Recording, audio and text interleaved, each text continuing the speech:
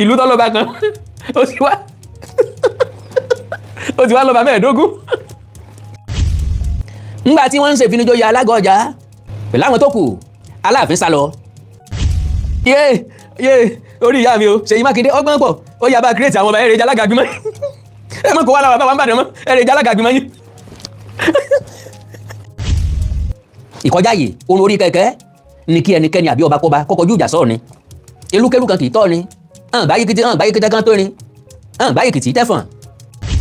orí tó ti bọ́ sọnù agbára àṣẹ tó ti bọ́ sọnù lọ́wọ́ àwọn baba ńlá wa láti bí ìgbà ọdún sẹ́yìn Ọlọ́run ṣe ní ọjọ́ revolution ó dá ipò lọ sí òní ìwà padà.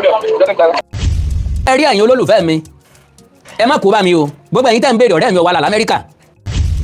Despite the protest by Alaafin of Ọ̀yọ́, Ọba Akeem Abimbola Owóadé, Ọ̀yọ́ State Governor Seyi Makinde has elevated Alaga Ọjà and 13 other Ọ̀yọ́ high chiefs to crown wearing obas.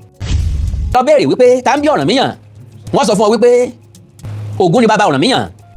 Yorùbá Parapọ̀ TV ẹ máa gbọ́ ẹ máa wò ó ẹ subscribe síbẹ̀ ẹ láìkí ẹ̀ bó bá ṣe ń lọ àwa ò ní jẹ́ kétí yín ó di sí o. Yorùbá Parapọ̀ TV àgbàlẹ́tù ọmọdé làwọ̀. sẹ́yìn náà ti gbọ́ wípé ọba ti di 14 nílùú Ọ̀yọ́. Ṣèyí Mákindé ti fi Alága Ọjà jẹ o nínú èyí tí Awíkòkó ti sọ wípé ẹni tó nílẹ̀ náà láti dádé fún. ní báyìí o tẹ́lẹ̀tẹ́lẹ̀ ni Aláàfin Ọ̀yọ́ ń sọ wípé òun kì í ṣe ẹgbẹ́ Ọọ̀ni ṣùgbọ́n ní báyìí o ọba 14 níbẹ̀ lọ́yọ̀ọ́ níbi tí wọ́n ti fi àwọn èèyàn 13 jọba ìyẹn lọ́jọ́ Friday yìí. Alága Ọjà tí a rò pé ó fẹ́ dádé tẹ́lẹ̀ pẹ̀lú Sàmù àti Àgbà Akin òun náà ni wọ́n ti wá dádé fún àwọn míì tó túmọ̀ sí wípé nígbà tí Awíkòkó ń sọ tẹ́lẹ̀ wípé kí Aláàfin Ṣemìdọ̀ kó gba ipò kejì gẹ́gẹ́ bí ọba ìyẹn nú àwọn lọ́balọ́ba nílẹ̀ Yorùbá tí Aláàfin Ọwóadé sì fapá dánú wípé pọ́kìnní gan òun ló tó sí òun wípé ipò tí Ọọ̀ni Ilé Ifẹ̀ wà ló yẹ kóun ó wà ṣùgbọ́n yín báyìí ò nílùú Ọ̀yọ́ wọ́n ti di 14 tó ń dádé ńbẹ̀. Awíkòkó ti wá sọ̀rọ̀ rẹ̀ wípé ntó wá burú ńbẹ̀ náà ni pé ọba Owóadé ò sí ńbẹ̀ ọba Owóadé kò sí níbi ìfinigbadé ọ̀hún nínú èyí tí igbákejì Ṣèyí Mákindé ti lọ dádé fún wọn ńbẹ̀. Awíkòkó ti wá fi wọ́n rẹ́rìn ìkà wípé òun sì sọ fún wọn tẹ́lẹ̀ wípé ẹni tó ń jà wípé ọba kan lòún jẹ́ pẹ̀lú agbára bí ló ti wá di ọba 13 yìí. ẹ wo ọ̀rọ̀ pọ̀nù ìwé kọ́bọ̀ nítorí pé ọ̀rọ̀ lọ́rọ̀ kì í fi bẹ́ẹ̀ dùn lẹ́nu tèmi o torí pé akọ̀ròyìn lèmi bí kinní ọ̀hún bá ṣe ń jábọ́ bí àpò òyèrè tèmi ní kémi jẹ́ kí gbogbo ẹ̀yin olólùfẹ́ wa ní ìkànnì yìí kẹ́ mọ̀ tọ̀ bó wá jẹ́ gbà àkọ́kọ́ náà lẹ́yìn ń gbọ́ wa àbí ẹ̀yin ń wò wá ṣùgbọ́n ẹ ò tí ì tẹ subscribe button síbẹ̀ àwa ń bẹ̀ yín ni o ẹ bá wa tẹ̀ ẹ́ sójú ẹ bá wa dọ́rẹ̀ẹ́ káwa náà ó sì bá yín dọ́rẹ̀ẹ́ ẹ wá mọ́ gbàgbé láti ti aago pélébé tí ń bẹ lẹ́gbẹ̀ẹ́ èyí tí ó máa rán yín létí nígbàkúùgbà tá a bá ti wà lórí ètò ẹ jágbọ́n t'Awíkòkó sọ ẹ sì jágbọ́n tó ṣẹlẹ̀ torí nínú fọ́nrán tí wọ́n fi hàn wá yìí ẹ gbọ́ àwọn ọmọ bàbá Àgọ́ Ọ̀já ó ṣe ń dúpẹ́ lọ́wọ́ àwọn èèyàn wípé àwọn máa bọ́ lóko ẹrú ẹ sì gbọ́ ohun t'Awíkòkó sọ nínú àwọn ọmọ Ọ̀yọ́ ṣe dùn tó inú àwọn Alága Ọ̀já dùn wípé àwọn máa gbalẹ̀ baba ńlá baba àwọn o ṣé bẹ́ẹ̀ ló wá rí ni àbí bẹ́ẹ̀ kọ́ Awíkòkó tún wá sọ wípé ńgbà tí wọ́n ń pe ra wọn lọ́mọ Ọ̀rànyàn ìyẹn àwọn ọmọ Ọ̀yọ́ ó ní wọn kì í sọmọ Ọ̀rànyàn wípé ọmọ Ṣàngó gbà ní wọn ọ̀rọ̀ pọ̀ nínú èyí t'Awíkòkó sọ ẹjá ṣíà ètò ọ̀hún ẹjá pín kálẹ̀ táwọn èèyàn tún mọ ibi tí ọ̀rọ̀ Ọ̀yọ́ dúró dé dúró báyìí ó ní àwọn èèyàn tiẹ̀ ń bi òun wípé tí ọ̀rẹ́ òun ò kọlà l'Amẹ́ríkà ò ní sọ̀rọ̀ ni ìyẹn Ààrẹ Almaroof ọ̀yá yóò sọ̀rọ̀ tàbí ò ní sọ̀rọ̀ ẹsẹ̀ ìjà máa bá bọ̀ nínú fídíò tí wọ́n fi hàn wáyìí èyí t'Awíkòkó ṣe ẹ̀já ṣíà ẹ̀. Now lórí ọ̀rọ̀ Àgọ́ Ọ̀já àti Ọ̀yọ́ bó tiẹ̀ jẹ́ wípé Aláàfin forí mù Aláàfin ò yọjú kò sẹ́ni tí ń expect Aláàfin tẹ́lẹ̀tẹ́lẹ̀ ṣùgbọ́n surprise package tó wà ń bẹ̀ rèé o bàbá Alága Ọ̀já nìkan la rò pé wọ́n dàdé ọba 13 ló gbadé ẹ gbádùn mi ọba 13 ló gbadé. The monarchs presented with stars of office include Alago of Agbo Land, Ọba David Oyediran, Bayi of Ọ̀yọ́, Ọba Àfọ̀njá Mukaila, Alajagba of Ọ̀yọ́, Ọba Fakayode Alowonle, Onigudugu of Gudugu, Ọba Salawu Oyeniran, Olodu of Ojongbodu, Ọba Ọláníyì Adégbòye, Alápàárà of Àpáàrà, Ọba Tìjàní Ajéìgbé, Ọba Samuel Odùrìndé, Ọ̀nàṣokùn of Ọ̀yọ́, Ọba Isiaka Títílóyè, Onimileke of Imileke. Others are Onidode of Idode Land, Ọba Oyeleke Yusuf, Iba Samo of Ọ̀yọ́ Empire, Ọba Lamidi Jimoh, Alagoja of Agoja land, Ọba Gani Busari, Agbakin of Ọ̀yọ́, Ọba Asimiyu Jimoh, Alákéìtàn of Akéìtàn, Ọba Jimoh Oyeleye, and Elepe of Ìṣẹ̀kẹ̀, Ọba Abel Oyekan. bàbá Alágọ̀ọ́jà nìkan la rò pé wọ́n dàdé ọba 13 ló gbadé ẹ gbádùn mi ọba 13 ló gbadé àwọn tó kù inú Ọ̀yọ́ wọn wà baálé ilé bá di 13 o nítan adìẹ bá di pínpín o làwọn tá ní kí wọ́n ṣe tó nọ́bà làwọn ò lè ṣe tó tòótọ́ o wọ́n bá ń ṣe tó ọ̀rọ̀ wọn wá dàbí ọ̀rọ̀ wọ́n ní kọ́bọ̀ sàmì lọ́jọ́ sí ó ṣe fáàrí wọ́n ní kọ́bọ̀ sàmì lọ́jọ́ sí ó ṣe fáàrí gbà tọwọ́ bẹ́ńdẹ̀ bá níkùn ó sùn dídùn ó sùn líle ó sùn dídùn ó tún wá sólómi ṣòroro wàhálà tìdàmú ò ní dé sàkánì wa mo kí pé káàbọ̀ sí àkọ́tún ètò òye yé mi pé ọ̀pọ̀lọpọ̀ yín ló ti ń expect pé kí la wí kónkó mú bọ̀ ọ̀sá ló ń lọ sí Ọ̀yọ́ ẹlòmíín láwọn ò lè sùn ẹlòmíín láwọn ò lè jẹun torí pé mo ní mò ń lọ Ọ̀yọ́ kí ni máa yìí fẹ́ lọ sí lọ́yọ́ torí Ọlọ́run kọ́lọ́mọ̀ bá wa dáàbò bò ó àṣemọ láwọn olólùfẹ́ báyìí ẹ̀yin náà mọ̀ ní mọ̀nira ikú ọ̀mọ̀ nípa ikú ìpẹta lójú ràn lágbára Ọlọ́run ẹ ní fi pósí gbóore yín wò ní fi màtí gba tèmi ẹ ní mòṣẹ ẹ ní mọ̀yẹ ẹ ní mọ̀ bànújẹ́ mọ̀ ń bọ̀ káwá wọnú ètò sánsán orí tẹ́ wá lè ṣe fún mi náà ni pé kẹ́ ẹ bá mi pín fídíò yìí kó délé kó dòko a máa gbọ́rọ̀ lẹ́nu ọmọ bàbá Àgọ́ọ̀jà lágbára Ọlọ́run inú mi dùn pé gbogbo tí ń lọ làwọn náà ń rí wọ́n ní kí n bá wọn dúpẹ́ lọ́wọ́ ẹ̀yin ẹni bí ẹni èèyàn bí èèyàn láì mọ̀ yín rí láì mọ̀ wọ́n rí wọ́n lẹ́dẹ̀ dúró ti àwọn tó bẹ́ẹ̀ ń bá wọn bá pàdé lórí social media ó jẹ́ nǹkan tí ń dùn ún má wọn láàyè ọ̀tọ̀ káwọn tiẹ̀ tó gbadé ńgbà tí wọ́n ń ṣe ìfinijóyè Alágọ̀ọ́jà pẹ̀lú àwọn tó kù Aláàfin sá lọ torí pé bónílé bá ń ṣe nǹkan tí tẹ́nàntì ọba ti lè dúró ń bẹ̀ yóò fẹsẹ̀ fẹ́ náà ni àwọn tí a rí Ọlọ́run ọba ṣeun bàbá wo Olúbàdàn ràn yàn wá ìgbákejì gómìnà ńlọ wá ṣètò ayẹyẹ ìgbádélé ni lórí àtifúnni lọ́pàṣẹ àtifúnni sàtífíkẹ́ẹ̀tì ṣùgbọ́n ṣáájú kí n tó tẹ̀síwájú Ọ̀yọ́ Empire Diary ó tún gbé nǹkan kan jáde mọ̀kàn ní ká ẹ gbọ́ sétí ni òun kọ́ lè tó tá a wá ṣe ó ní Ọọ̀ni was ẹrú slave to Odùduwà Mr. E. Olúfúnṣọ́ bẹ́ẹ̀ ṣe ń sẹ̀mí lọ́wọ́ ohun rere ohun ayọ̀ ohun ìdùnnú lọ́lọ́wọ́ bá fi sẹ̀yìn lọ́wọ́ pẹ̀lú stika tẹ́ ẹ fún mi Ọọ̀ni was ẹrú slave to Odùduwà looking after his idols idol tó ní tọ́jú wọn ò tí ì sọ fún wa if Odùduwà was not around Ọọ̀ni was the one looking after the palace ń bo l'Odùduwà ń lọ ṣeéṣe pé Odùduwà ń lọ Dubai tàbí Odùduwà ń lọ Mọ́kà tàbí Odùduwà ń lọ Jerusalem ń bo l'Odùduwà ń travel lọ tí fi ń fọ̀ ní sọ́lé ń bo l'Odùduwà ń travel lọ tí ọ̀wá ságbàjòyè tó lè múlé ro d'Odùduwà tó jẹ́ pé ẹrú ní wá ń sọ́lé d'Odùduwà àáfẹ́kẹ́ sọ fún wa when if Odùduwà was not around Ọọ̀ni was the one looking after the palace that is why they call him Arole regent Alaafin was the direct son of Odùduwà how do you want crown ẹrú to be more superior to the son okay o pẹ̀lẹ́ o ọ̀rẹ́ mi Ọ̀yọ́ Empire Diary a ti sọ fún ọ nígbàgbà bọ́ọ̀ bá mọ̀ tán lọ́ọ̀rì béèrè kọ́ mọ̀ jẹ́ pọ́ máa le gan ni wọ́n gan ọmọ àlè tiẹ̀ ní ọ́ ò lè jọ́ ọmọ ọkọ that is lọ béèrè wípé tá ń bí Ọ̀rànmíyàn wọ́n sọ fún ọ wípé Ògún ni bàbá Ọ̀rànmíyàn a ṣẹ̀ṣẹ̀ ní láti máa pariwo palantia lórí eléyìí despite the protest by Alaafin of Ọ̀yọ́ Ọba Akeem Abímbọ́lá Owóadé Ọ̀yọ́ State Governor Seyi Makinde has elevated Alágọ̀ọ́jà Mr. okay májẹ̀mú mi God bless you Ọ̀yọ́ State Governor Seyi Makinde has elevated Alágọ̀ọ́jà and 13 other Ọ̀yọ́ high chiefs to crown wearing obas and presented them with instruments of office on Friday onínijẹ́báhùn. The coronation ceremony took place at Olivet Baptist High School, Ọ̀yọ́. The colorful ceremony witnessed the presence of traditional rulers political leaders, senior government officials, and traditional and cultural stakeholders from across the state. Speaking on behalf of the governor, the deputy governor, Barrister Adebayo Lawal, said the elevation of the chiefs to overship positions underscore the administration's commitment to strengthening traditional institutions and promoting peace and development at the grassroots.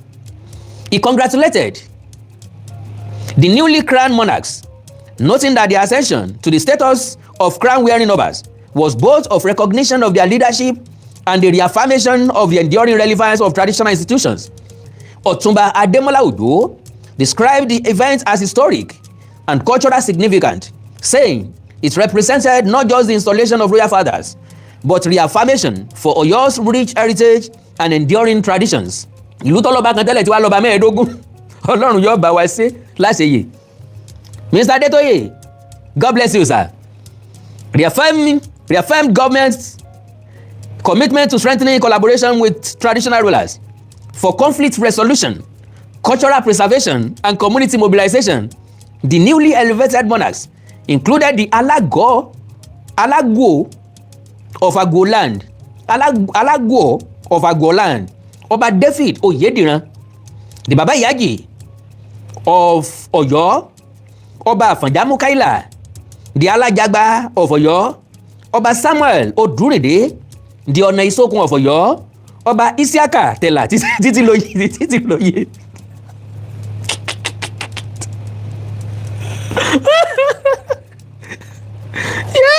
Bọ́yọ̀ bá rí mi wọ́n mọ̀ kùn mí lóko. Ìlú tọ́lọ́ba kan ó ti wá lọ́ba mẹ́ẹ̀ẹ́dógún láàrin ìṣẹ́jú àyá.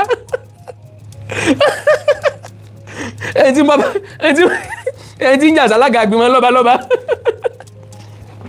Yé orí ìyá mi o, Seyi Makinde ọgbọ́n pọ̀, ó yá bá kírètì àwọn ọba ẹ̀rẹ̀ ìjàlága àgbìmọ̀. Ẹ mọ̀ kó wá láwà bá wà ń bàdàn mọ́, ẹ̀rẹ̀ ìjàlága àgbìmọ̀ yín.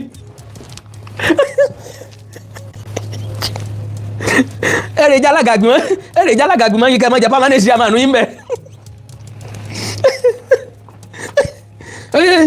Ẹ jẹ́ kí n farabalẹ̀ ká tí mò ń ka jàre, ẹ̀yin gan lè pààyàn lẹ́rìn. Ẹ̀yin tẹ́ ẹ̀yin olólùfẹ́ mi gan lè pààyàn lẹ́rìn jàre. Kí ló ṣẹlẹ̀ gan náà? Ẹ jẹ́ nǹkan tí mo fẹ́ ka jàre.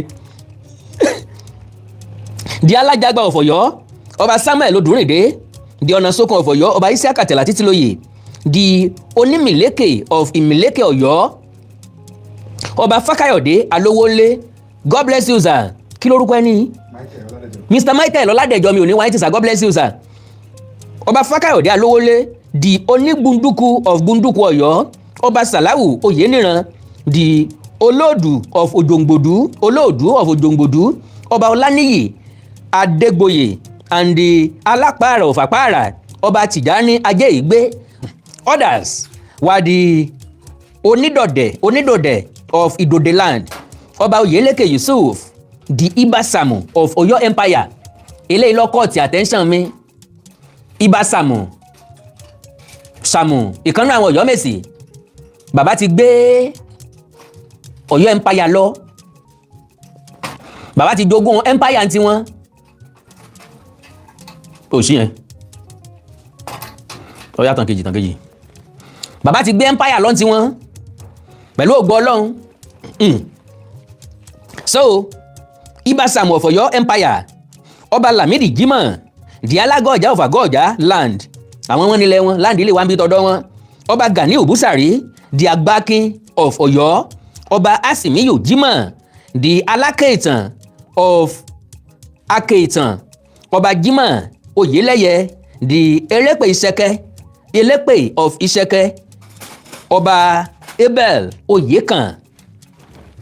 Major highlights of the ceremony was the official presentation of instrument of office, comprising the staff and certificates, as well as the formal crowning of the monarchs. Present at the event were the Olubadan of Ibadan land, represented by the Ashipa Olubadan, Ọba Hamidu Ajibade, former Speaker of Oyo State House of Assembly, Senator Mansurat Sumanu, members of 10th Oyo House of Assembly from Oyo Zone, top government functionaries, and political leaders. It will be recalled that the Alaafin of Oyo, Oba Akeem Owode, had approached the Supreme Court seeking an order to restrain the Oyo State government from elevating and crowning the high chiefs in his kingdom. Sọ̀sẹ́ tí ó stop eléyìí àwọn ẹni ẹlẹ́ni ti jẹ́ wọ́n ti jẹ́ gbé àjẹgbé ni gún jẹgbọ́ àjẹgbé mi ń kàlùkàlù àjẹgbé làkàlà dòkú ẹni tí ó dá padà ò tún sí mọ́. Ok mo wá ní màá ẹjá gbọ́rọ̀ lẹ́nu ọmọ bàbá àgọ́ ọ̀já mo dọ́gbọ́n béèrè lọ́wọ́ ẹ̀ torí pé mi tí mo lọ àfẹ́ẹ̀rí mo lò lọ inú àfẹ́ẹ̀rí mo ti rìkọ́ọ̀dù gbogbo tí mo rìkọ́ọ̀dù ẹjá gbọ́rọ̀ lẹ́nu ọmọ bàbá. Adúpẹ́ fọ́lọ́run ọpẹ́ wa ò níye lọ́dọ̀ Ọlọ́run lọ sí ọba sí Ọlọ́run tí ìbá sàtìlẹ́yìn Ọlọ́run ọjọ́ ìní lè mọ́ wáyé nígbà tá a kí Ọlọ́run tán a wá kí ọlọ́lá wa ẹnjìníà Olúwaṣèyí Abíọ́dún ọmọ Makinde lóde Ìbàdàn a kí wọn kọ́lọ́run tún bá wa kí wọn a kí igbákejì wọn náà a kí spíkà náà bẹ́ẹ̀ àti gbogbo àwọn kọmíṣánná pàtàkì lọ commissioner for local government and chieftaincy affairs àti gbogbo àwọn tó jọ ń darí ministry wọn a kí ìyàwó ìyá àlùbáríkà alájà Mọ̀nsúrà Sùnmọ́nù títí mí èyí tí ò mí nínú nǹkan wọn Ọlọ́run ò ní fọwọ́ bàjẹ́ kan wọn ò ní jábọ́ wọ́n gbèrò nǹkan tó nǹkan rere fún gbogbo ìlú Ọ̀yọ́ lápapọ̀ ní àgọ́ ọ̀já nìkan kọ́ Ọlọ́run ò ní palẹ̀ wọn láàyè kò ní pa wọn náà láàyè kí gbogbo àwọn olóṣèlú pátá kí àwọn alága kanṣu wa mẹ́tẹ̀ẹ̀ta àtàwọn administrator LCDs gbogbo wọn pátá la kí èyí dùn ó sì lọ bọ́lọ́hún ṣe kọ̀wé ẹ̀ gbogbo àwọn tí wọ́n ń ṣèjọba lọ́yọ̀ state pátá òun ló péjú sí ìlú Ọ̀yọ́ lẹ́nu ní Olivet Baptist High School nígbà tí ẹni tó jẹ́ deputy governor wá sojú fún olórí gbogbo mọ́mí ẹ àti gbogbo àwọn commissioners àtàwọn lọ́balọ́ba tó wá represent council of obas ìjókòó gbogbo lọ́balọ́ba láti òkè ògùn ní láti Ìbàdàn ní láti Ìrúwà across Ọ̀yọ́ state gbogbo wọn ni wọ́n péjú tí wọ́n wá yẹ wá sí kò sí gbogbo ètò náà dẹ̀ lọ nírọ̀wọ́rọ̀sẹ̀ wọ́n gbé adélé gbogbo àwọn tí àgbéga dé bá wọ́n gbé adélé wọn lórí wọ́n gbé adélé bàbá wa kábíyèsí Abdulgani Ajíbóyè Ìbúsàrí Alágọ̀jà wọ́n gbé adélé kàwọn lórí léyìí tí ń sàmì oore tó ti bọ́ sọnù agbára àṣẹ tó ti bọ́ sọnù lọ́wọ́ àwọn baba ńlá wa láti bí ìgbà ọdún sẹ́yìn Ọlọ́run ṣe ní ọjọ́ revolution ó dá ipò lọ sí òní ìwà padà so inú gbogbo àwọn aráàlú ń dùn inú ìdùnnú ni gbogbo àwọn aráàlú àgọ́ ọjà àti gbogbo àwọn aláwòrán pátá àti gbogbo Ọ̀yọ́ Mèsì inú ìdùnnú ni wọ́n wà lásìkò yìí látara revolution tó wáyé pé adúpẹ́ abọ́ kúrò lóko ẹrú ọ̀rọ̀ wa ò gbẹ́jọ́ wẹ́wẹ́ ká sáà máa dúpẹ́ ni because tá a bá ní ká wo dídùn ìfọ̀n a ọ̀rọ̀ adé gbogbo tá a bá ní ká sọ̀rọ̀ ìdùnnú àmọ́ gbà mí àsìkò tí èèyàn bá ń dùn wọ́n ní kéèyàn ó rọra sọ̀rọ̀ kéèyàn mọ́ bá sì wí ìgbà mí tí èèyàn bá dẹ̀ tún bàjẹ́ náà kéèyàn rọra sọ̀rọ̀ kéèyàn mọ́ bá tún sì wí ní ìdàkejì kéèyàn mọ́ bá sì sọ tó gbogbo orígun mẹ́rẹ̀ẹ̀rin ìlú Ọ̀yọ́ ló lọ nírọ̀wọ́rọ̀sẹ̀ pàtàkì jùlọ ìlú àgọ́ ọjà àtọmọdé àtẹlẹmọ àtàràlú àti àtọyúnú àtàsẹ̀dé gbogbo wọn ni wọ́n dùnnú inú dùnnú ipò dùnnú ni gbogbo wa wà báyìí pé agbòmìnira abọ́kòlòkò ẹrú so ìyẹn ni bó ṣe lọ ní ìlú Ọ̀yọ́ lẹ́nu a sì dúpẹ́ lọ́wọ́ Ọlọ́run kó ti wà lẹ́yìn adúpẹ́ lọ́wọ́ gbogbo àwọn ẹni tí ọpẹ́ tọ́ sí akiri pẹ̀lú tí kíkí tọ́ sí kọ́lọ́hún lọ́jọ́ ìní kó bá wa kí gbogbo wọn àti gbogbo ẹ̀yin Afẹ́nifẹ́re náà tí a mọ̀ rí tí a rí rí gbogbo yín náà la kí lọ́yún orí fún mi lórí social media gbogbo ìròyìn tá à ń rí ìròyìn ìdùnnú ni àtẹlùmíì tá àti ìgbúrò rí tá a mọ̀ rí wọ́n sì ṣùgbàkẹ́ wa Ọlọ́run ó ṣùgbàkẹ́ wọn Ọlọ́run ó sọ́pọ́tì gbogbo wọn náà so bí gbogbo ẹ̀ ṣe lọ ní ìyẹn ni pé tẹ́sà in short gbogbo ẹ̀ ṣe lọ lé nìyẹn kò sí jà kò sí ta kò sí casualty kan bí ti wùlé ó mọ nítorí òfin ní tádé yẹ gbogbo wa rò pé màládé kò sí gómi kò sí òtẹ̀mí àlàáfíà ní gbogbo wa wà àdúpẹ́ fọlọ́.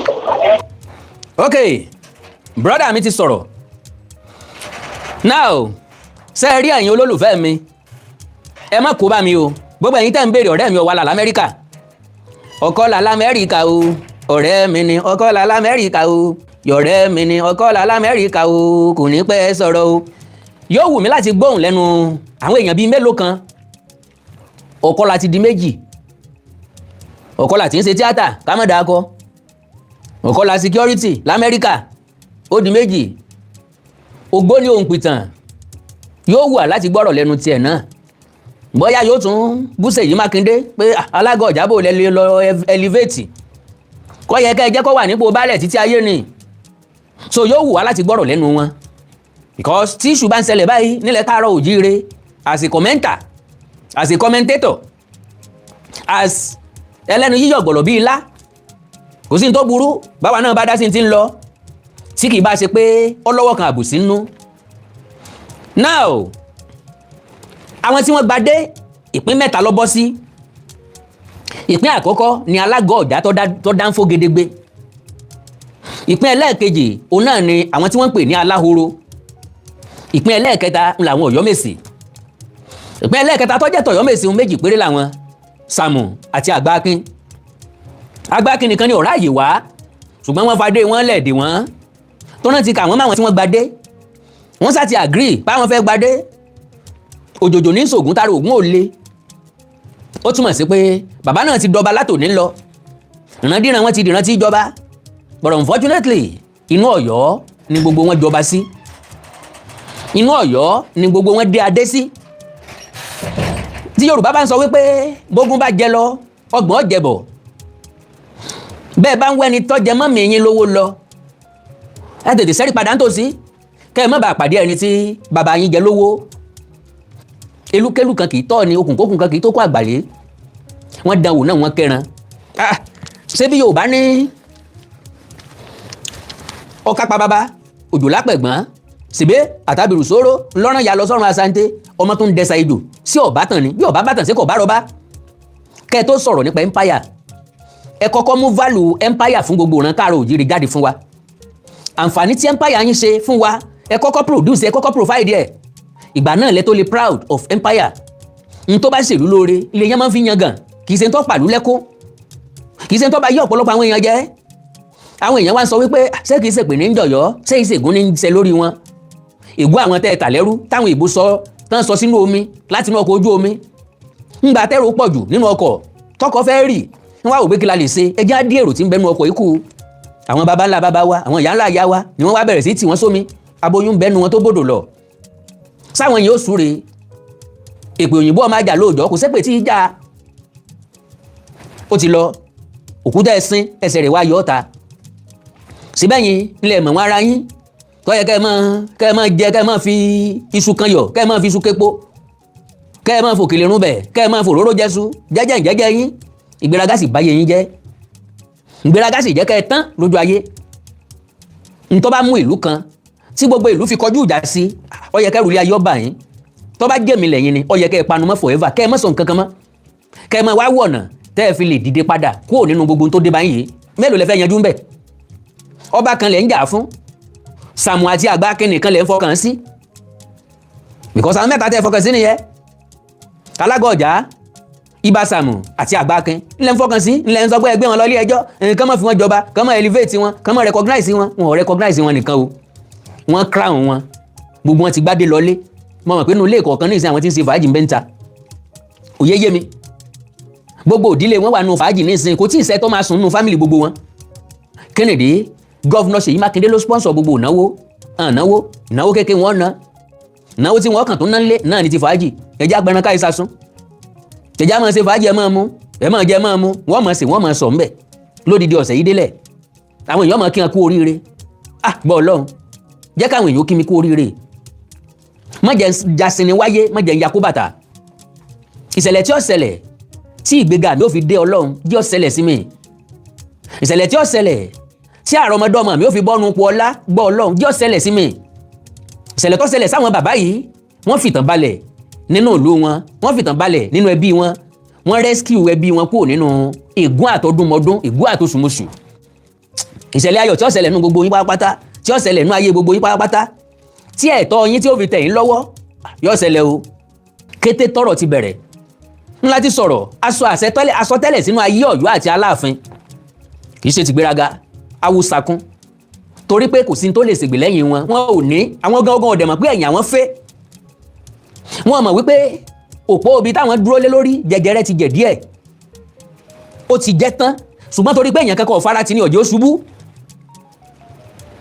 àwọn sì ń fọkàn sí bọ́n ṣe ń wò lọ́ọ̀kan tójú rẹ̀ dán mọ́ránmọ́rán wọ́n rò pé stand wọ́n mọ̀ pé kò stand mọ́ wọ́n mọ̀ pé jẹjẹrẹ ti jẹ́ òfegè ní dúdúró tó dúró tẹ bá fi ká lásán tí yóò ṣubú àwa fi ká lásán tí ọwọ́ mẹ́wẹ̀ẹ́wá la wá fi tì í ẹ wá dúró bí ó ṣe túbú ìkọjá ààyè orun orí kẹ̀kẹ́ ní kí ẹnikẹ́ni àbí ọba kọba kọ́kọ́jú ìjà sọ̀rọ̀ ni elúkélú kan kì í tọ́ ni gbáyé kété kan tó ni gbáyé kìtì tẹ́fọ̀n elúkélú kan kì í tọ́ ni okùnkókùn kan kì í tó kó àgbàlé wọ́n dánwò náà wọ́n kẹran ìrẹ̀yìn nílà oòrùn ìrẹ̀yìn níwọ̀ oòrùn ìrẹ̀yìn ní àríwá ìrẹ̀yìn gúúsù yọ wá ń rí lágbára Ọlọ́run so bí gbogbo nǹkan ṣe lọ lọ́yọ̀ lélẹ́yìí o gbogbo àwọn olórí wọn kó inú aṣọ tó jíire àwọn bàbá yìí wá wúyàn pọ̀ lọ́ba wọ́n ti tọba tẹ́lẹ̀ kí wọ́n tó gbadé wọ́n kó inú aṣọ olówó iyebíye wọ́n fẹ́ gba ọrùn tó yáàyè sọ́rùn àwọn gangan ń dààyàn lọ́rùn lóòótọ́ wọ́n ti dàgbà ṣùgbọ́n oore ọ̀fẹ́ tí wọ́n ní èmi àti ọ̀pọ̀lọpọ̀ nínú yín ẹ̀sẹ̀sẹ̀ máa bẹ̀bẹ̀ fún àìsẹ̀ máa bẹ lọ́hùn fún àìsẹ̀ máa tọrọ ẹni.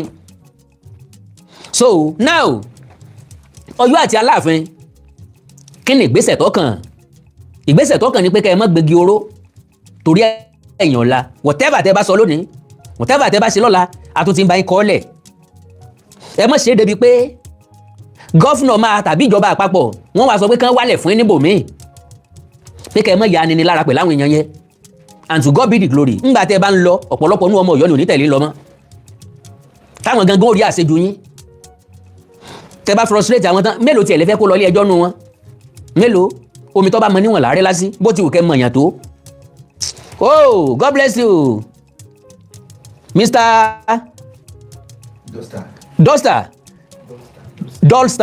God bless you sir ẹ ṣe sticker tẹ́ rà fún mi so like I said ẹ má gbégi oró nítorí ẹ̀yàn ọ̀la omi tó bá mọ níwọ̀n láàrẹ́ lásì bó bá jẹ́ nìkan ó ṣe é pè lẹ́jọ́ bó bá jẹ́ èèyàn méjì ó ṣe é pè lẹ́jọ́ ọba 14 at the same time to God be the glory kò sí lágboolé wọn tí wọn ò lé èèyàn pàtàkì kankan lè bá kọjú ìjà sí gbogbo ayé níbi tó tún wá burú sí ni pé ẹ̀yìn wọn ni gbogbo wa ó wà tọ́ra àti rí pẹ́yìn ni ọ̀kánjólè ìkókò olórí bobo tí ọ̀yọ́nú sí ní tó kéré tí ń tọ́pọ̀ wá ṣẹ̀ṣẹ̀ wá jìnà sí ẹ gbọ́tàn kòkò gbogbo ẹranko tí ń bẹ nígbó wọn kóra wọn jọ wọ́n ní tá wá rò báyìí ni pé gbogbo àwọn ẹranko tá mọ̀ ń pa jẹ gbogbo àwọn ẹran tán ń pa ẹranko jẹ ni o ni wọ́n kóra wọn jọ o ẹ jẹ́ àyàn olóyè láàrin wa ẹ jẹ́ ká fi ìkòkò sí akápò gbogbo ẹran tá a bá ti ń pa ìkòkò láàmú ń dájọ́ sí ìkòkò ronú díẹ̀ ló bá bú ẹkún wọ́n ní kí ló dé akápò ń bá ní gbogbo ẹran tá a bá ti pa ọ̀dọ́ yín láàmú ń dájọ́ sí oníkẹ́ mọ́ bá dárò pé orí bẹ́ẹ̀ mọ́ ni ọ̀kánjúwà olórí burúkú kò yọnu sí ní tó kéré ní tọ́pọ̀ òsì tó fẹ́ tó wọ́n ti láwọn ọmọ dẹ́ran pípa jẹ́ ju sọ́dọ̀ ẹ̀ ó tún ní torí kán bàbà change mind wọn ńgbà tálàfin ọgbàdé ṣégbà tó gbadé ó lóhùn nígbà wọn tó kù ṣe ni àbí gbígbadé tó gbadé ó fẹ́ jẹ gàba lórí Ìbàdàn ni ìlú kan ò jẹ gàba lórí ìlú kan mọ́ kálukú ọ̀kọjá domain ẹ̀ kákọ́ ọmọ lùpọ̀ bọ́ kájọ sí àṣepọ̀ ní pé ìgbìmọ̀ lọ́balọ́ba ẹ̀gbọ́n gba tí mo sọ lẹ́ẹ̀kan mo ní òní ni World Radio Day káàkiri àgbáyé ni wọ́n ti ń ṣàyájọ́ rédíò àwa táwa jẹ́ ẹgbẹ́ sọ̀rọ̀sọ̀rọ̀ ṣé mo ṣe program lórí rédíò ni n bóri social media mo wà ṣùgbọ́n o sí ń bẹ̀ má béèrè pé bóun náà ṣe pín ẹni tí ò lẹ́gbẹ́ láyé ò lè lẹ́gbẹ́ lọ́run ẹgbẹ́ tí mò ń bá wọn ṣe lẹ́gbẹ́ iṣẹ́ tí mò ń ṣe fiban láyé fiban sì wá o kò ní kú o ambrod ni mò ń ṣe nísìn bó bá jẹ́gbẹ́ tíátà àti ṣe NTP à ń ṣe tampan báyìí ẹgbẹ́ iṣẹ́ lèmi mọ́ báyàn ṣe so gẹ́gẹ́ bẹ́ẹ̀ náà ni wọ́n ṣe gbé kalẹ̀ fẹ́yìn ọba ẹ máa rójú ara yín ẹ máa dára yín mọ̀ nísìn kò sọ́gbọ́n tí wọ́n fẹ́ dá sí lọ́yọ̀ọ́ Aláàfin ti wà isolated 1 kò fẹ́ lọ sípàdé lọ́balọ́ba tó jẹ́ ti Ọ̀yọ́ state mọ́ 2 ó nìkan kọ́ ní ń ṣèjọba Ọ̀yọ́ wọ́n ti pín àkóso ìjọba Ọ̀yọ́ mọ́ lọ́wọ́ no gbogbo àwọn ọmọ Ọ̀yọ́ tí wọ́n ń dún màwúrú kí ni bẹ nígbó tí ń dún màwúrú ọwọ́ la l'Amẹ́ríkà ọwọ́ la onítíátà kí ni bẹ nígbó tí ń dún màwúrú Ọ̀yọ́ legacy ìkànnì àgọ̀ ajíṣe bí Ọ̀yọ́ bí ọ panijẹ kọ́ panijẹ bí ó sì panijẹ kọ́ mọ́ panijẹ kó yé dún màwúrú mọ́ wà mọ́ bẹ́ẹ̀ sì dún màwúrú tó bẹ́ẹ̀ sì alẹ́ tó ṣé Supreme Court ò tí ìdájọ́ ni ìjọ òní ọ̀dájọ́ ǹjẹ́ òní gbẹ́jọ́ yín ǹjẹ́ ẹ̀ mọ kinní kan kò sí ilé ẹjọ́ tí ó rí fáàsì ẹ̀ wọ́n ti jẹ́ forever nù ó tún dọjọ́ mi ọjọ́ rí kò tún ṣeé ṣe mọ́ Ọ̀yọ́ ti di ọlọ́ba púpọ̀ àkọ́kọ́ ni pé kì í sọ̀yọ́ nìkan rú ẹ̀ ti ṣẹlẹ̀ ó ṣẹlẹ̀ ń Ìbàdàn ṣẹlẹ̀ ńlé Ifẹ̀ gbogbo àwọn ọ̀gbọ́n tí wọ́n ti jọba yìí kò sí nínú wọn tí ó gbé lẹ̀ mọ́ ó kàn ti ń bẹ lọ́wọ́ alábàáhùn táwọn ní ọ̀gbọ́ àṣà mi ni òkèlè tó bọ́ sẹ́nu Abọ́lárìnwá ó ti wọgbó àwòrá òkèlè tó kọ́ ẹnu Abọ́lárìnwá ó ti wọgbó àwòrá gbùn nísàlẹ̀ ẹkùn lókùtẹ́ mọ́ gbọ́ ńlá fi pé àjẹgbó àjẹtọ́ ni wọ́n jẹ́ Mr. Àsìkòláyé God bless you sir mi ò ní wáyé tí o wọ́n ti péjọba Ọ̀yọ́ mọ́ lọ́wọ́ ọba 14 ọba 15 nínú Ọ̀yọ́ nìkan Aláàfin Alága Ọjà Ìbásàmù ní Sàmù of Ọ̀yọ́ Empire ìyẹn ló dùn mọ́ mi nínú jù ta ni ó wá gbọ́ Ọ̀yọ́ Empire lọ́wọ́ Ìbásàmù torí wọ́n mọ̀ pé ìran àwọn ló ní Ọ̀yọ́ bí tẹ́ ń pè lọ́yọ́ Empire Ọ̀rànmíyàn ò múlẹ̀ wá láti Ilé Ifẹ̀ àṣírí tú Ọ̀rànmíyàn ò mú kíni wá kò mú ilẹ̀ wá láti Ilé Ifẹ̀ ogun lọ́jà lọ wọ́n fún ńlẹ̀ ni gbogbo tẹ́ ń pè ibà wọn ò tán mọ́ Ọ̀rànmíyàn wọ́n ìsọmọ Ọ̀rànmíyàn so olóòka ti gbòòka báyìí owó àwédòfo àkàndá ọ̀rọ̀ àwí kòńkò ẹni awí fún ọ̀bàjọ́ gbọ́ mọ̀ báyìí èèyàn fẹ́ pè mí díẹ̀ ẹ jẹ́ ń gba ìpè díẹ̀ awí kòńkò ní orí ètò lẹ́wà yìí pápápá ìṣẹ́jú kan lẹ ní sà. ẹ kálẹ́ sà. ẹ gbọ́dọ̀ ló. àwa ní sà God bless you sà. Ọlọ́run yìí sílẹ̀ fúrógámù lẹ́yìn tí Ọlọ́run bá tó tì. àmì sà.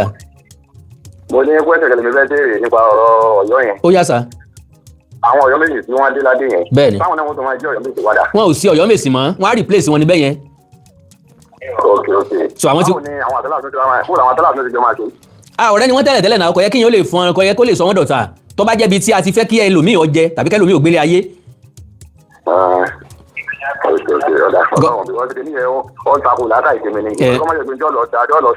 no tó bá dẹ̀ fàjà láàrin wọn hello sir tó bá fàjà láàrin wọn ẹ rí i pé ẹnìkan kò wálé ayé ẹnìkankan ẹ̀yin ò wálé ayé tèmi mi wálé ayé tí ẹni tí ò kí ni kulé pàdánù káàbọ̀ wọ́n bá ríra wọn kán mọ́ kíra wọn kò di oúnjẹ nìkan lọ́wọ́. ẹ̀yin mọ̀ ju àwa lọ. mi ìmọ̀ ju yín lọ o. wọ́n dàgbà wọ́n á dògbò. bẹ́ẹ̀ni. wọ́n lọ bí àgbáre bó làwọn ti máa jọba tiwọn tó fẹ́ẹ́ sẹ́ni wọn àdéhùn aládé ni àbáwọn náà yan Ọ̀yọ́ mẹ́tẹ̀ẹ̀sì wọn. no àwọn ti bẹ̀rẹ̀ lineage wọn ti bẹ̀rẹ̀ ọba jíjẹ nu. ìran tí wọ́n ẹ sá. tani ọmọ tí wọ́n jẹ ọba yìí. àwọn ẹ mọ̀ pé ẹ ló sà. dádì inú mi dùn pẹ̀lú ìbéèrè láti ẹ béèrè yìí. ṣé ẹ rí gbogbo àwọn tí wọ́n sọ dọba lénìí láàrin oṣù mẹ́ta sí ìsìn kálukú wọn máa yan ìjòyè tiwọn ní domain wọn àwọn náà máa wá ní afọbajẹ so wọ́n máa ní resolution tiwọn ok o ọ̀nà wo la fẹ́ gbà sí ká máa ré oyè bíi ti Ìbàdàn ni àbí kọjá lineage wa ni ọmọ jẹ́ so wọ́n ti máa ṣe nìyẹn sà. ok ìlú Aláàfin náà máa yan Ọ̀yọ́ Mèsì mi. àwọn Aláàfin máa mú sí àwọn Ọ̀yọ́ Mèsì but àwọn méjì tó wà lẹ́yìn Aláàfin tẹ́lẹ̀ náà nìyẹn bóyá wọ́n ti mọ̀ wípé wrong place níbi táwọn wà lọ́jọ́ kan divert yẹn yes ó lè jẹ́ bẹ́ẹ̀ èèyàn lè rí pé ojú ọ̀nà tó ń tọ̀ yìí pé inú igbó ni kọ́dẹ̀ yàbàrá kú ń bẹ̀ padà tí yóò dìjà náà o ẹ̀rí pé gba tẹ́mi náà kó Yorùbá nìsan ó dìjà wọ́n àtàkì mi létà wọ́n sí ó ẹ̀sẹ̀ mọ̀ pé òótọ́ ọ̀rọ̀ mò ń sọ kálukú ló nílé ayé ẹ̀.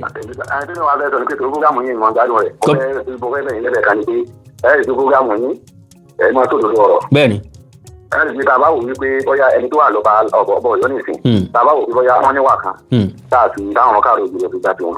ẹ jẹ́ káàró wípé táwọn bá dàgbà tí wọ́n dògbò báà tí wọ́n jọba mí lọ́yọ̀ táwọn bá lọ káwọn ti wá pa àpèrè jẹ́ kó tó di wípé wọ́n jọba mí. àwọn gangan ni kí wọ́n má bàpèrè wọn jẹ́ sà ó dàbọ̀ àwọn gangan ni kí wọ́n má bàpèrè wọn jẹ́ fúnra wọn. hello sir. yes sir. on behalf of gbogbo ọmọ kóòtù jíribí àkí àwọn olóyè tuntun àti àwọn kábíyèsí tuntun. àwọn kábíyèsí àwọn ọba tuntun. and on behalf of àwa olólùfẹ́ Awíkóńkó ibi tá a ti ń díjú gbọ́ ara wa yé gẹ́gẹ́ bí ọmọ kóòtù lójoojúmọ́ àkí àwọn kábíyèsí wa Ọlọ́run á jẹ́ kígbà tí wọ́n du ilẹ̀ Yorùbá wò. àṣẹ o. ìlú wọn ní àgọ́ ọjà lọ́hùn àdàgbàsókè. àṣẹ. ìdàgbàsókè tó dé wọ́n máa lọ òkè náà sí ni. àṣẹ. ilẹ̀ Yorùbá lápapọ̀ pátápátá àánú máa dàgbàsókè. àṣẹ o. ìgbà tí wọ́n á tó kọ́ lára. God bless you sir. mo follow díẹ̀ nínú program yẹn from other places bó ṣe lọ inú wa dẹ̀ dùn. ìfáàdì nǹkan tó dẹ̀dùn mọ́ mi lójú àná tí mo pè mo gbàgbé àti gbọ́dọ̀ débẹ̀ yẹn because the topic ta discuss lánàá yẹn. bẹ́ẹ̀ni. mi ti yín pẹ̀lú brother yín ọmọ ìyá yín Ìgbòho. olóyè Sunday ajé wọn. orí ọ̀dọ̀ tani ọlọ́run mo ti kọ́ rí. ok. ọlọ́run kan gbé program yẹn straight kò sọ̀rọ̀. bẹ́ẹ̀ni. àwọn kẹsẹ̀ ẹ̀sùn inú kámẹ́rà tí wọ́n lè fi kọ́ ni inú mi ti dùn pa lánàá yẹn pé yé in fact mo fi gbogbo kan tó ṣe lẹ́gbọ̀n sáré wálé nìyẹn mo ní Awíkókó wa yìí ṣá ó máa mọ the right thing to do and at the right time ó dẹ̀ máa ń bọ́ sásìkò. hello. yes sir. ẹ kú iṣẹ́ sá o. àwa ní sà. yẹ mo fẹ́ comment yín ni o. yes sir, God bless you sir. nǹkan tẹ́ ń ṣe. God bless you sir. you are a great philosopher. thank you sir. gbogbo nǹkan tẹ́ ẹ sọ nípa Ọ̀yọ́ àti ọba Aláàfin àti Yorùbá nation gbogbo ẹ̀ ló wá sí ìmúṣẹ. God bless you sir. ẹni tó yẹ ká máa listen sí ni yín. God bless you sir. tó sì yẹ ká máa fi yín ṣe àwòkọ́ṣe. thank you sir. ọgbọ́n ìmọ̀ àti òye tí Ọlọ́run fún yín Ọlọ́run nígbà lọ́wọ́ yín o. àmín o. ẹ ṣé gan sir. God bless you sir. ọ̀rọ̀ mi ò jù yẹn lọ. ẹ ṣé púpọ̀ sir. God bless you sir. àmín omi ní wáyé ti sir. hello sir ẹ kálẹ́ bàbá. ẹ kálẹ́ sir. ẹ kú ọ̀rọ̀ ìlú o. àwa rí o. ẹ kú àṣeyẹ o. àwa ní sir. olúwa máa dìyín mọ́ o. àmín o. mo kí àwọn bàbá tí wọ́n jẹ oyè lónìí lọ́tún lọ́sì. God bless you òjì náà bá wọn kalẹ̀ o. àmín àṣẹ. ẹ rí i pé orúkọ tuntun tó yẹ káwọn bàbá yẹn máa jẹ́ nìsín ni ìgbẹ̀yìn lójú. ẹ rí i pé ìgbẹ̀yìn àwọn bàbá yẹn ìgbẹ̀yìn á dùn bẹ́ẹ̀ ni. ìgbẹ̀yìn á dùn ìgbẹ̀yìn wọn dùn gidi ni. bẹ́ẹ̀ ni. so nísìnyí ṣé mọ̀rúfò ni wọ́n kó àwọn fámìlì wa nísìnyí tí wọ́n lọ máa dọ̀bálẹ̀ fàlàfin báyìí. ó fẹ́ dà bẹ́ẹ̀ o. tóró ní wẹ́n tó fẹ́ máa dọ̀bálẹ̀ fàlàfin o. kó náà máa bọ̀ lé náà. gbogbo wọn kan jọ lọ máa dọ̀bálẹ̀ káàkiri bí aláǹgbá ní báyìí. kó náà máa bọ̀ lé. àwọn bàbá yẹn ní ìṣiṣẹ́ rí pé lẹ́nu wọn nísìnyí omi ẹja nísìnyí ó dùn lẹ́nu wọn àsìkò táwọn bàbá yẹn ti dàgbà náà dògbò. honestly. ẹ pé omi tó ro ẹja ó dùn lẹ́nu wọn. bẹ́ẹ̀ni sà. ó dẹ̀ ti dé bá wọn ló dé bá orí pa ó dé bá lẹ́lu. bẹ́ẹ̀ni. so gbogbo àwọn tí ó dẹ̀ dé bá káwọn náà máa mú mọ́ra ni o. bẹ́ẹ̀ni sà. God bless you baba. yes sir. yes sir. yes. Yorùbá Parapọ̀ TV ẹ máa gbọ́ ẹ máa wò ó ẹ subscribe síbẹ̀ ẹ like ẹ bó bá ṣe ń lọ àwa ò ní jẹ́ kétí yín ó di sí o Yorùbá Parapọ̀ TV àgbàlẹ́tù ọmọdé làwọ̀.